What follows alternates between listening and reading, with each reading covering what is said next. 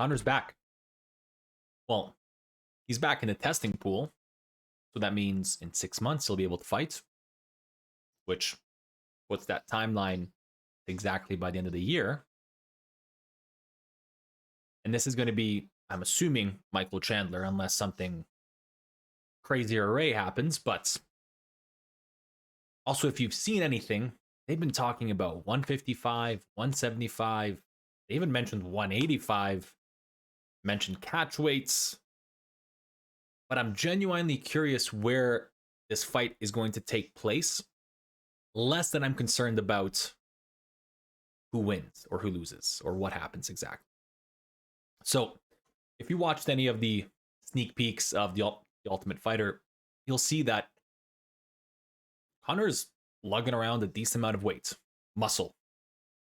And he looks significantly bigger than Chandler. So, I feel like the bigger the weight class, it's more going to favor Conor. But I think if we get down to 155, it's going to favor Chandler.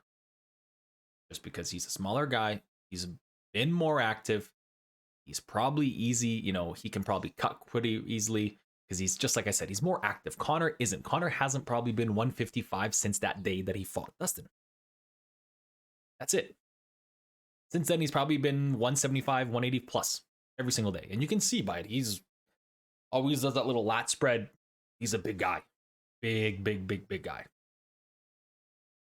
But what makes this interesting is that you would expect a lot more promotion if it was Conor.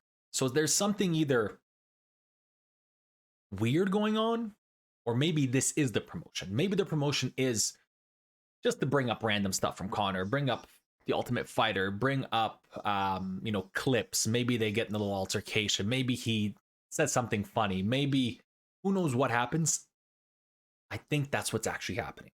That's where my mind's going to. That's kind of the most obvious choice, in my opinion, is that we're using Conor right now and Chandler, and they're going to use their clips and going to prolong it for the next 7 months to promote this fight, to have a super fight, super card, have great pay-per-view numbers, sell crazy gate, everything. But another thing that confuses me is then what happens to Conor and Chandler after fight, whoever wins or loses, if they don't fight in 155. Does that validate them to possibly fight for a number one contender again, fight for the championship, fight a top level 155er?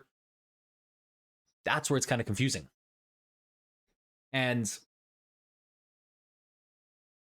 I think Conor might be looking to go to 170. And that's, I'm just basing this off. There's no rumors, there's no facts. This is just me basing it off what I think is happening. And the reason for that is because if this fight doesn't take out 155, why would he want to cut down for a non-title shot? Unless it is something big like against Islam, where it would be for the title. And because a lot of pay-per-views, that would be like a redemption, trying to go back and win because he lost against Khabib. Whatever it may be. I'm less concerned about Conor because Conor has options open. Conor doesn't need to fight another day in his life. Conor's kids don't need to do another day in his life. Their kids' don't need another day in his life. They have everything they'll ever need for the rest of the time. I'm sure Chandler's not too bad himself, but all I'm trying to get at is that this kind of puts Chandler in an interesting situation. Yes, Chandler's probably going to go along with everything because it's Conor. You have to. If you want to fight Conor, you got to follow his rules, and because you're going to make the big bucks.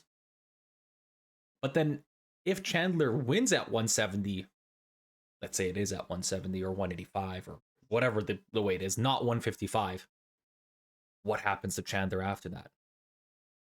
That's something that I've been thinking about.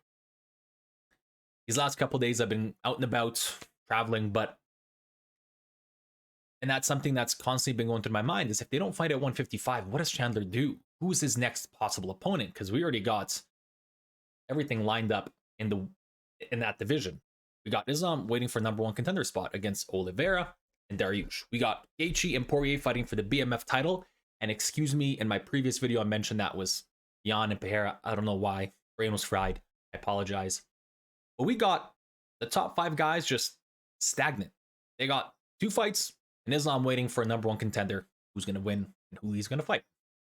Maybe it might be Volk. We don't know. This makes me think that I don't think Conor is going to be coming back to go for a belt in 155. I think he's going to be pushing towards 170. I mean, granted, if he beats Chandler. A lot of this is all just speculation, ideas, thoughts. Usually we have a lot more answers from Conor, but this one's kind of just up in the air. And we don't know what to expect from Conor because nowadays when he says something, sometimes it means it, sometimes he doesn't. Whereas before that Mystic Mac prediction, he had a set goal, nothing was going to stop him. And I'm not saying this is bad. This is just Conor's at that point in his life and in his career where he can do whatever the hell he wants. Another thing I want to cover is what happens in this fight. And as Dustin Poirier said, if he can get back to his old self, training hard and actually putting the work in, I don't think this should be a difficult fight for him. Maybe might be a little bit of a grind, but I don't think this will be anything where he'll be in too much danger. Maybe he'll lose a decision, but he won't be in danger to get knocked out. That's my thought. But if he comes back, maybe with his injuries still lingering, maybe doesn't train hard, maybe, whatever he does, which I really hope not. I really hope Conor gets, works as hard as he can, trains, doesn't take days off, doesn't drink, doesn't do any of those things. And we saw with Ariel at the Black Forge Inn that he was all good. He's saying he's not drinking, he's training, he's got 3-4 training sessions a day, he's constantly doing stuff. The thing I'm worried about is just injuries. But with that being said, I think this fight will be a lot more interesting than people imagine it to be. I think people are going to think that it's either Chandler going to just out wrestle him and take him down and hold him down, but we fail to realize that if it is at 170, Conor is going to be carrying a lot more weight than Chandler is. If it's at 155 and Conor's drained, I can see that happening. He's going to lose his gas tank earlier on. He's going to get tired. He's going to get sloppy. His first couple rounds will be full-on blitz. After that, we don't know. Like I said, this fight is really interesting, and I don't want to put out a prediction until I know exactly what's going on. Is it at 155, 170, 185? Because if it's at welterweight, I'll go Conor. If it's at 155, I'll go Chandler. Maybe the dates change. Maybe whatever it is, I want to get more information. This is just me putting it out there. Let me know what you think is going to happen. Let me know what weight class you think is going to happen, and let me know anything else about Conor and Chandler. Or are you excited for The Ultimate Fighter? Because I know I am. Either way, thanks, guys. See you next time.